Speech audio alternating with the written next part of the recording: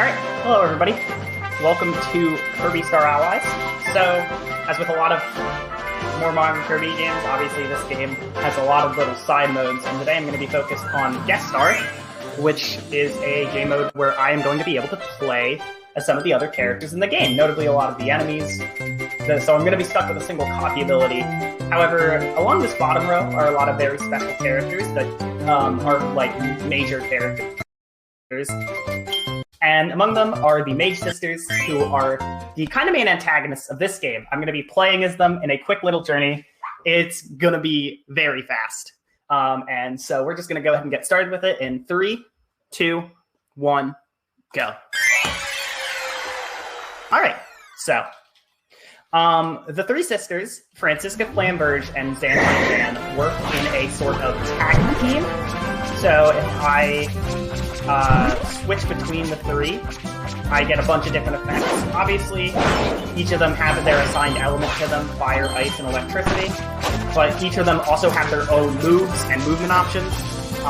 If you press the dodge button in midair with Xan, as you see, I get this very fast zap motion that allows me to fly through stages, unlike any other character in the game. So you're going to be seeing this all over the game because it is quite literally the fastest movement option the game gives you between any character. Which is also why these characters are so fast. But on top of this, I have to take advantage early on here of another major mechanic in Star Allies, which is the friend mechanic. So at the beginning of the run here, I'm like befriending some enemies here. And what that's going to do for me is it's going to help me later on in a section where I need to have a full group of friends in order to trigger a special event. The specific friends I get actually does matter because I'm going to do a little bit of like a cutscene skip actually when I get to that portion, and I'll explain it when we get there. But for now, I'm going to just keep on moving. I'm going to grab this upgrade. This mode comes with 3 upgrades. You can get upgrades to your damage, your health, and your speed. So obviously the attack and speed upgrades are all very good. But coming up, we have this train section. It's a bit of an auto-scroller. I can't really move like left or right. It just moves right automatically. If I jump, though, up these slopes, I can save some time. Because I don't have to like go diagonal, so the train is just moving straight forward and it's a little bit faster.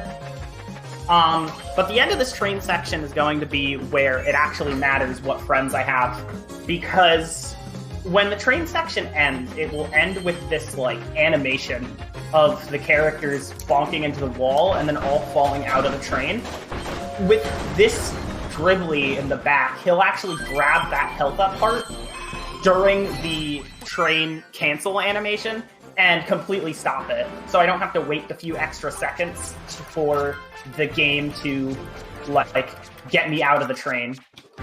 And I can move right on to the first boss. Because of the way you have to unlock the Mage Sisters is playable in this mode, a lot of their bosses are going to be the EX or harder versions of bosses, but as you'll see, including with this super attack, on top of Xan being really fast, her damage output is very good. So, I'll be tearing through these even harder versions of the bosses. And you also might have seen that I threw away all my friends when I started the boss fight. That's because when you have multiple people with you in this game, the bosses have more HP to compensate for the fact that you're going to be dealing more damage. However, the AI in this game is so bad that it's not worth having a full group of AI-controlled friends because they will not deal enough damage to actually compensate for the amount of health they add to the boss just for being in the fight. On top of that, you might have noticed that when I was getting rid of those friends, the in-game timer in the top left was slowed down, or was frozen entirely, and during other animations, such as that super attack I used against Wispy Woods, that timer is going to either slow down or stop entirely. Runs of this game, like for the leaderboard, are measured in in-game time, so despite this being a real-time marathon, that's going to be the timer I'm going to try and please, I guess you could say. Obviously, my estimate is like accounted for the fact that for the strats I'm going to do, but like the strats I'm going to do are more geared towards making that in-game timer as low as possible. So moving on with these 2 mini-bosses here, it's usually faster to befriend a mini-boss at the end, because you can either wait for the corpse to destroy, or you can just wait for it to explode, or explode it yourself. Just breaking it, or just befriending it is actually fastest, because the animation when you're befriending or unfriending someone doesn't take, like, any time on the in-game timer. And then also, you don't have to, like, hit it multiple times to actually have it destroy itself. And we're moving on here to the first boss, like the first big boss. We have King DDD. And King DDD is 2 phases. That's the first one. And then the second one is going to be right here with the buff form. Doesn't really change how the fight works. I'm obviously just going to be trying to do a bunch of this attack right here because it's one of the best ones.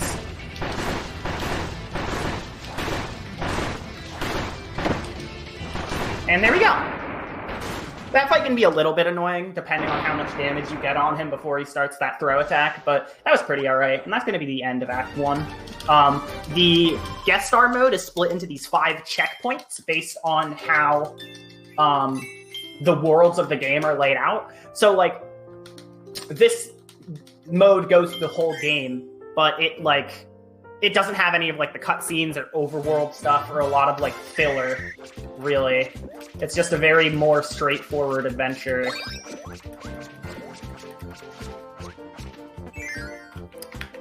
So, yeah.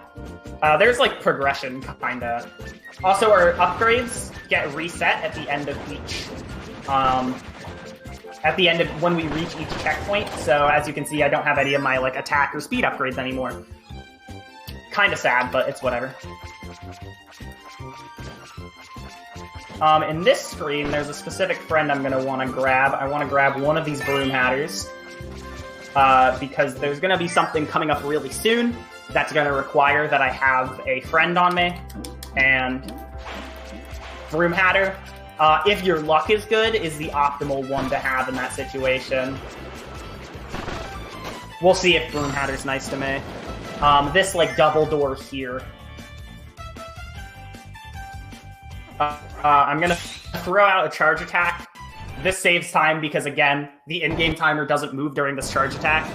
I'm gonna throw out a charge attack here to hit a button that's just, like, off-screen, like a few buttons. And then Broom Hatter and I have to work together to try and get through here fast, so I'm gonna hope they go for...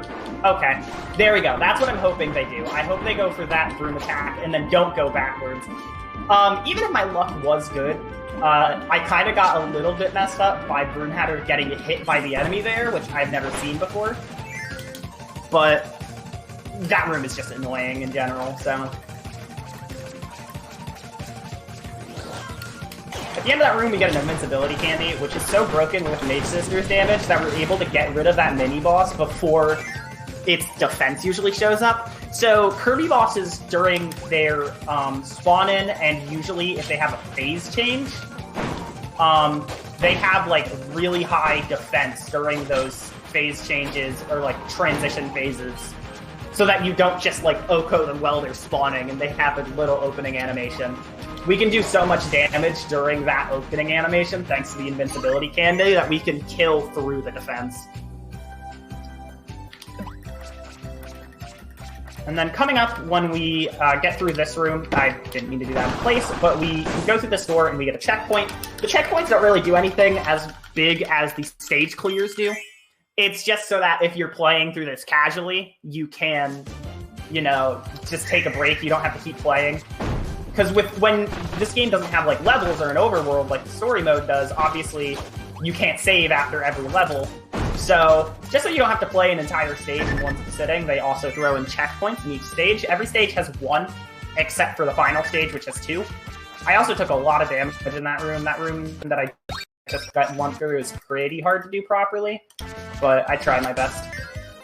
Let's just hope I don't die in this room, because it might happen. Since the movement option I'm using is the mid-air dodge attack, if I do it right when I go through things, when I'm moving, I will just go through damage sources like those blades right there. And then this room takes place in a windy area, so it's actually faster not to do the dodges unless I'm jumping over an enemy, and just run through it.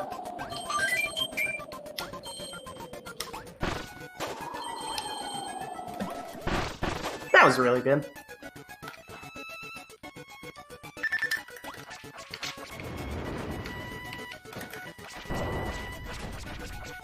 Alright. Coming up here, I'm going to be fighting a double mini-boss, so I'm going to get my charge attack ready.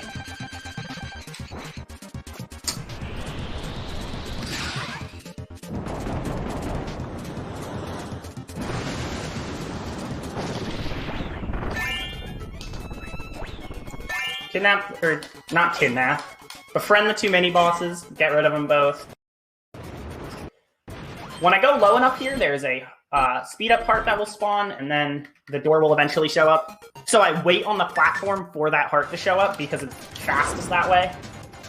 And then I go through, and then we have a enemy arena, and I didn't talk about it during that really small arena during the end of stage 1, but despite Zan Partisan being better at basically everything compared to the other two sisters, this run does actually have some pretty major uses of Francisca here, because in this game, ice is a very funny element where you can freeze enemies and then push them at other enemies, and freezing an enemy counts as an instant kill on that enemy. So it's very easy to kill enemies really quickly with Francisca because she freezes enemies on a lot of her hits. And specifically this projectile that I'm using is really good at freezing enemies, really big enemies that are otherwise hard to kill or would maybe take multiple hits to freeze.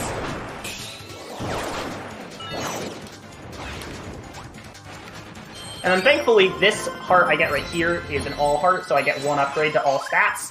And getting a health upgrade fully heals you.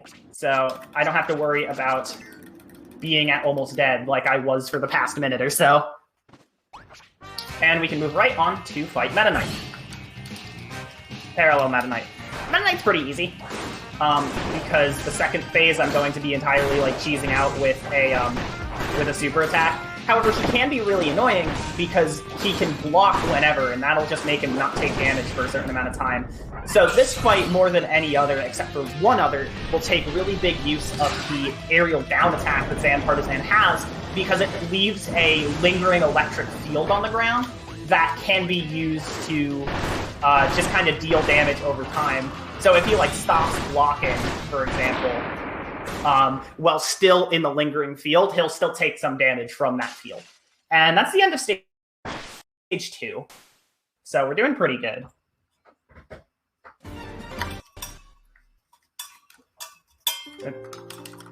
Take some water real quick.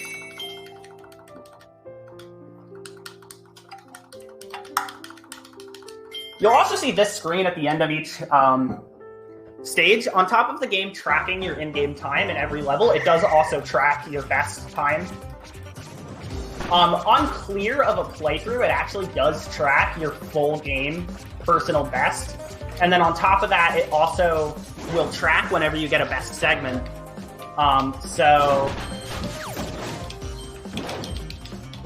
You can keep track of both your best segments and your personal best across the whole game, which is really neat.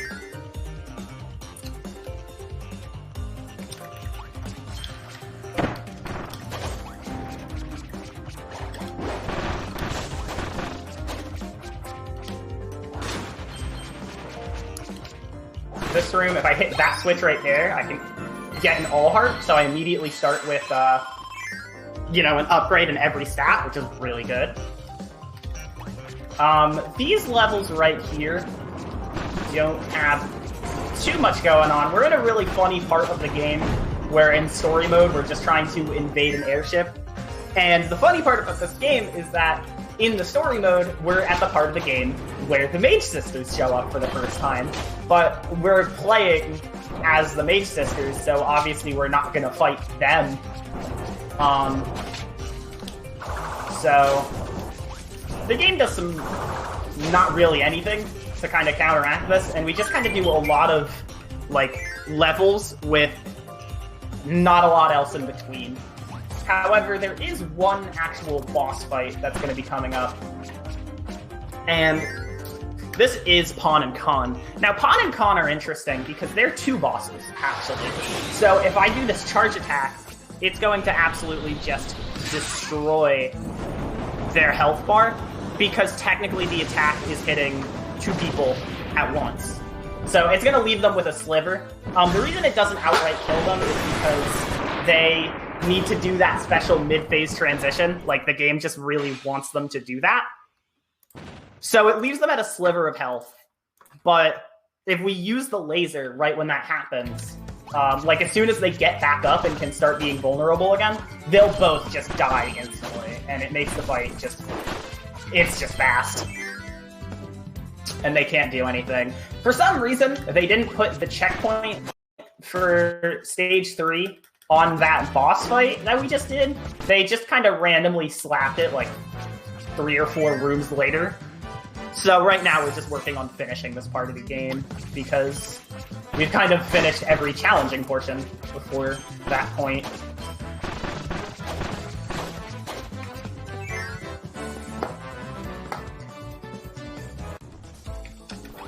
Do we have a minute for a blurb?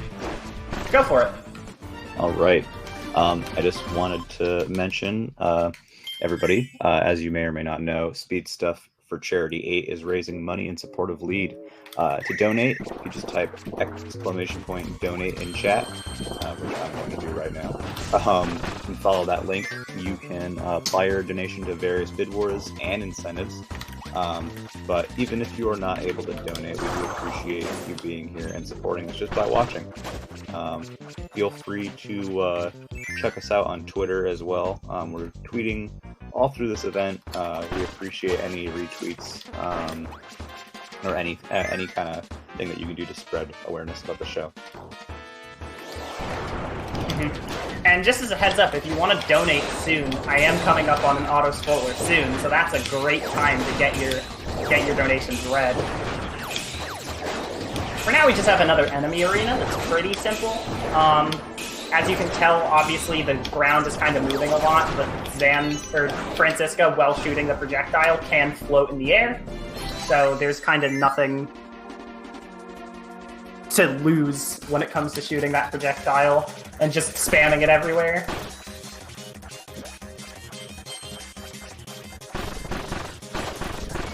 What fun would a broken character be if there was risk involved in playing them?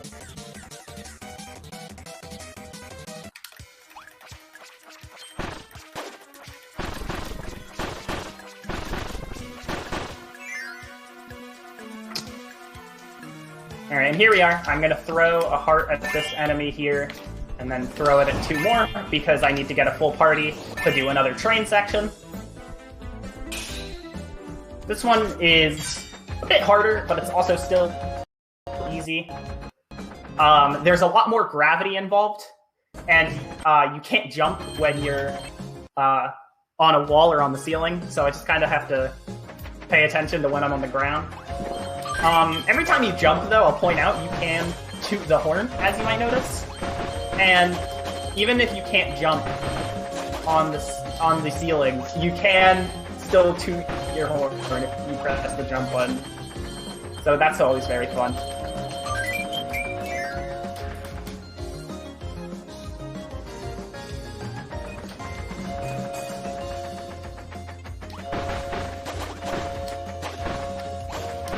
I can feel my controller getting stuck when I'm jumping in this section, and I'm very scared. Oh, this controller is showing its age of a month and a half. Thank you very much, Switch Pro controller. I can do a tiny skip here if I jump on that platform and then jump on the wall. So, like, climb up this wall a second faster.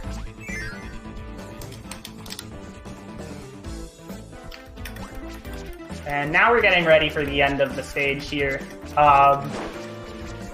As I mentioned, this is usually the part of the story mode where the game throws the the Mage Sisters at you for the first time. So since we're playing as them, the game will not put any of them as a boss here. But they won't make any new bosses. So there's just going to be, like, a very small, not that significant arena.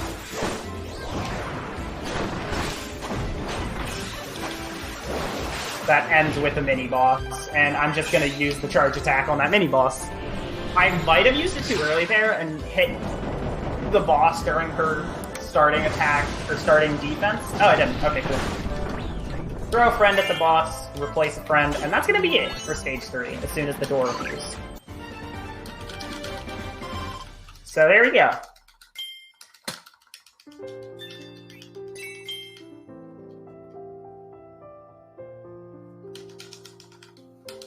Pretty okay, and we're going to be moving on to Act 4, or Stage 4, rather. Stage 4 takes place in a part of the story mode that acts a lot like Milky Way Wishes from Kirby Superstar. So you're going to see a lot of just like 3 screens of one like element theme, and then the next 3 screens are going to be like a completely different level theme. But I will make sure to point out when things happen, because things do happen. I can use my charge attack here, and just instantly kill this mini-boss. For the record, you do actually need to like kill enemies and other things to charge up this attack. It's just, in this mode, it charges up really quickly with the amount of like things that maybe your friends kill, or you just kill by zapping by everything. So, obviously we can't charge attack like everything, but we can still use that attack pretty frequently. Which is really good because it freezes the in-game timer. So it technically saves time, even though the animation is really long.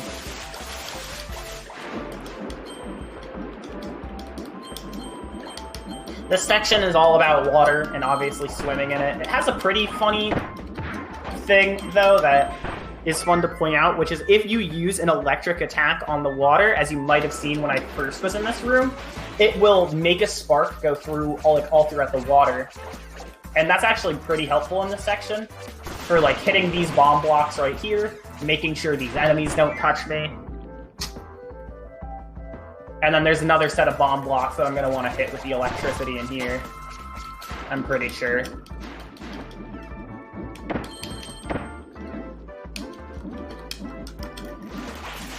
I was wrong. Coming up is our next boss fight. We have a rematch now with Pawn and Con, this time Goldom and Stillbox, and yeah, it's the same fight, really. The second phase is going to be a little bit different in like the layout of the platforms, but the strategy is the exact same. This is going to leave them with 1 HP, they're going to do this thing, and then they're going to... They don't telegraph as well as in the previous fight where they're going to go, but it's usually pretty consistent where they go. Firing a laser on the 3rd platform will usually hit... Like, the hitbox will be big enough to hit the 2nd and 4th platforms as well, and as long as you fire it early enough, that laser will be charged up and ready to hit those platforms before either of them move. And they're always on, like, one of those 2 platforms, I'm pretty sure. So... makes finishing that checkpoint really easy, and then we immediately get into this cave section with a bunch of Waddle-Doo balls.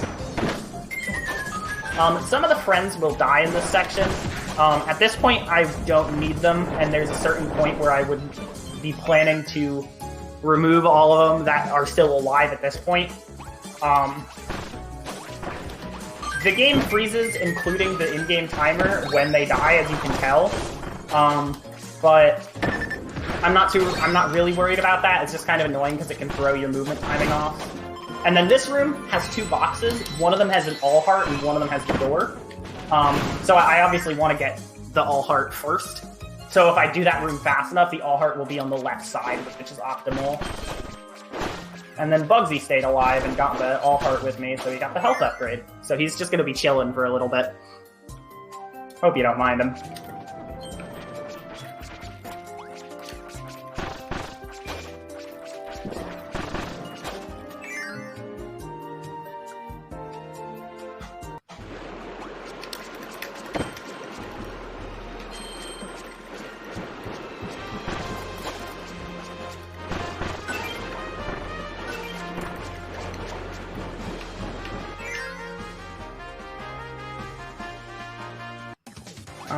Here it is. So yeah, this is like an enemy arena coming up now, so this is where I'm going to get rid of Bugsy to focus on just freezing everything in my sight.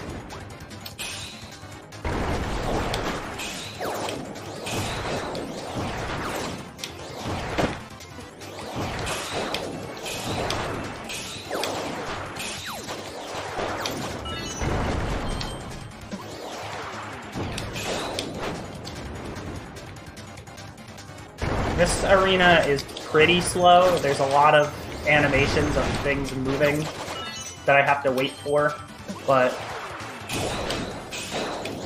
one thing I do want to make sure I do is be ready for when the arena's over, because I want to be able to use as much time as possible, like as much of the free time I have as possible to switch back to Zan before the floor move. So like I have to make sure I know that when I finish that arena right there, so that I can switch back right there without like wasting time when the floor is already open. I feel the need to bring that up because I probably would have forgotten about it if I didn't. And then coming up, we have a fun little boss. This is Parallel Twin Krakow, and just like with every other double boss I've fought so far in this run, both enemies will take like full damage from the charge attack, so using the charge attack will just kind of instantly end this fight. However, this fight's not over yet because these twin Krakows will actually form together to make a big Krakow. And then we have to actually fight this since we just used our charge attack on the previous Krakow. This fight's pretty easy though. You just have to kind of press up attack a lot and then he will die. And that's going to be the end of stage 4. Which will make us start the last stage here. So we're getting really close to the end.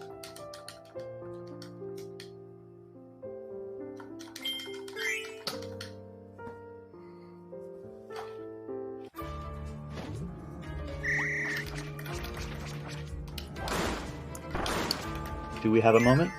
Yeah, we do. Okay, perfect. I just wanted to quickly remind everybody that we've got a lot of really cool stuff on the schedule.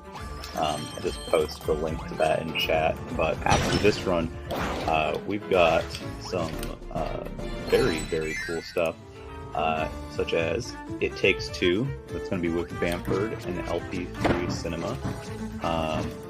And then Matthias 4595 will be bringing us Ratchet Deadlocked. So make sure you stay tuned for that, and we have a special surprise coming after that run. So I hope you are able to stick around. Still got a lot of great content coming up today, and we'll be going all night long, all through the end of Labor Day. So thank you very much for sticking around. All right, so I just have a quick enemy arena here. As I mentioned earlier, there are 2 checkpoints in level 5 or stage 5 as opposed to just the one that the previous 4 stages have had. So the first one is actually coming up pretty soon. I just need to do a double mini-boss here.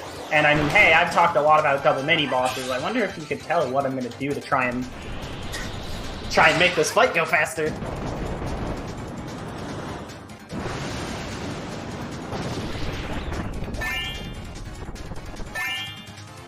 Alright, there we go. And then this room is very nice, because not only does it give us a checkpoint, but it also drops an attack up and speed up heart for us, which just makes the rest of the game faster, really. Sadly, it doesn't give us a defense heart, and since we don't get an all heart, we don't go out of our way for an all heart in this section of the game, in this stage at all. We're going to be doing the final parts of the game, including the final boss, with minimum HP. But I'm not really worried about the boss as long as I can get through the first part of it. So that's not actually as... It's pretty scary, but like depending on how it goes, it'll probably be fine. You know, just like everything. We get another speed up here though, which is really good, because it just gives us more speed, more attack. Both really good things to have.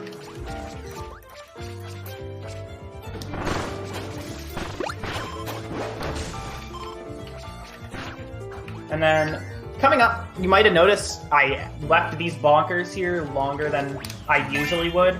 And I'm actually going to take this Sir Kibble because we're very close to the last of the 3 auto-scroller, like, 4-friend sections that I have in the run. And this one is a little bit different from the train. This one is actually going to be Friend Circle. It's just a circle. It is basically the same as the train, except you don't get a little train horn sound when you jump, so it's infinitely worse. I have to make sure I press these buttons here, because these buttons are what open the path, and if I don't press them, I die.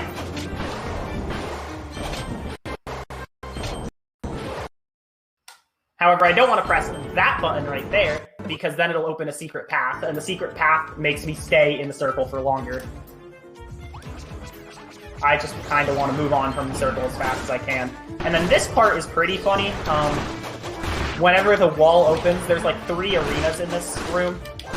And whenever the wall opens, I want to dash through to the next one. Because just like a lot of things in this game, even though there are moving parts to it, the spawn points are based on position and not actually on, like, the moving parts.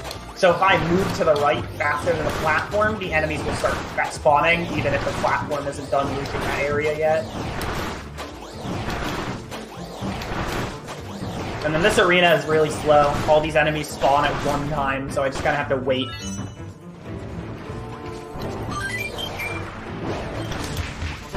And then here is going to be a lot of switching in this arena because the enemies are all fire and ice themed.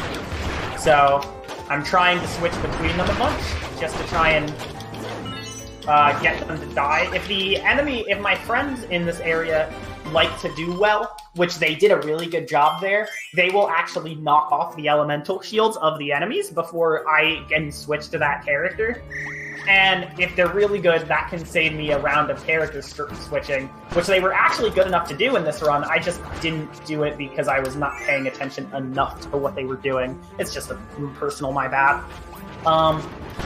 This room is really annoying.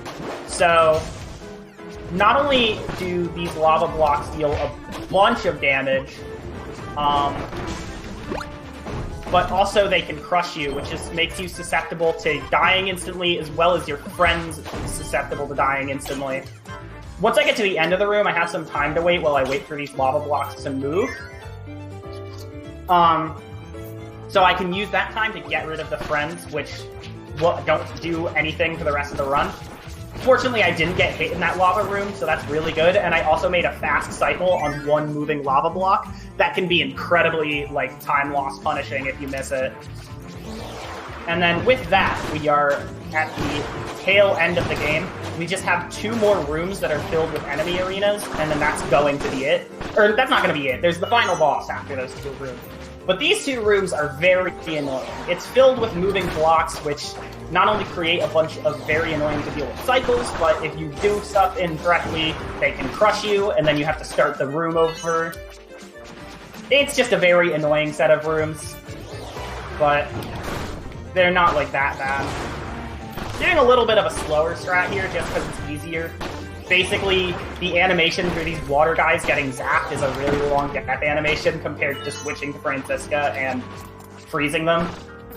I wanted to go for a fast cycle setup here to get into this door before those blocks close over it, but I messed up my setup, so I decided to play it safe because you can get crushed there and die very easily. In this room, I want to make sure to make it into that area before before the block goes up, and then I want to kill those enemies like that before the block closes. It's just the fastest way to do that room, and it sets us on a potentially very good cycle to just kill that enemy right there with a basic attack, which is exactly what you want to do. And I messed that part up a little bit, but the enemy fell into the void itself, so I'm not complaining. And then these last 2 cycles are actually screen dependent and not global like the first 2 are. So there we go. I got through that area with very minimal damage, which means it's probably going to be an easy shot with the final boss here. Time will be when I get the last hit on the boss here, by the way. So time is coming up real soon. We just have one last boss fight. This is Morpho Knight. And he is pretty identical to Meta Knight. He has some pretty harder attacks to dodge and attacks that deal more damage. However, the fighting style is the same, including the whole blocking thing that I mentioned during Meta Knight. It's just that his attacks stall a lot more. As you can see, he's teleporting around and just doing whatever the heck he wants. Okay. Once he gets to his halfway point, though, there's a pretty good chance I'll be able to kill him without him damaging me at all anymore. I just have to be really careful of this attack right here, because this attack has a big vacuum effect, and I messed up. Oh my goodness. I just barely messed up that fight. All right, we have to try it again. That was one of the worst first phases I've ever seen, so not surprising that the second phase... I mean, I should have been able to do that without getting hit, but like that is actually maybe the worst first phase of Morpho Knight I've ever seen. So that's really cool. Really like that game. Thank you. Yeah, usually he just does this. Usually he just is like charging attacks in place. You can just hit him a bunch from the ground. There we go. That was so much better. See how I took like almost no damage?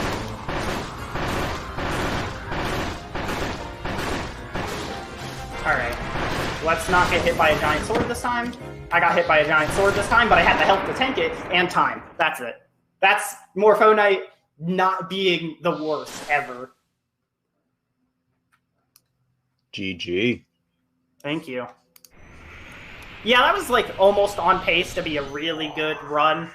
And then the final boss got messed up because, of course, and I lost like 40 seconds to it. So let's see what that time is. 23. Yeah, that would have been a 22 in-game if I didn't die to Morpho Knight, I think, which is really good. As you can see, my PB is 22:40, so it would have been pretty close to PB. You can see my splits here, and then, yeah, you can see that death on Morpho Knight, and then the credits when you press quit. That was pretty good. I don't have too much to say, other than if you want to see more of me, I have a run on Monday. I have Momodora. And we're pretty far behind, and I have to leave for a Smash Local soon. So, have a good one, everybody. Enjoy the rest of the event.